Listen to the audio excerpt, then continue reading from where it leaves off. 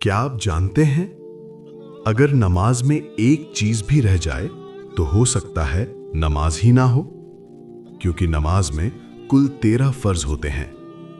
आइए आसान अंदाज में जानते हैं नमाज के 13 फर्ज कौन कौन से हैं। नमाज से पहले के 6 फर्ज। पहला फर्ज तहारत, बदन, कपड़े और नमाज की जगह का पाक होना। दूसरा फर्ज सतरे औरत, जिस्म का शरई हद तक ढका होना।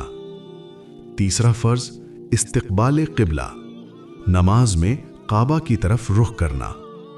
चौथा फर्ज वक्त, नमाज को उसके मुकर्ररा वक्त में अदा करना।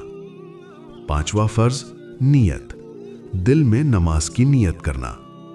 छठा फर्ज तकबीर तहरीमा, अल्लाहु अकबर कहकर नमाज शुरू करना। नमाज के अंदर के 7 फर्ज। सातवां फर्ज क़याम, ताकत हो तो खड़े होकर नमाज पढ़ना। आठवां फर्ज क़िराअत, कुरान मजीद की तिलावत करना। नवां फर्ज रुकू, अल्लाह के सामने झुकना। 10वां फर्ज सजदा, पेशानी जमीन पर रखकर सजदा करना। 11वां फर्ज क़ादा अखीरा, आखिरी रकत में बैठना। 12वां फर्ज तरतीब, नमाज के अरकान को सही तरतीब से अदा करना।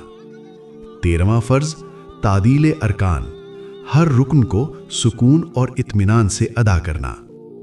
याद रखें, अगर इन 13 फर्जों में से एक भी रह जाए तो नमाज मुकम्मल नहीं होती।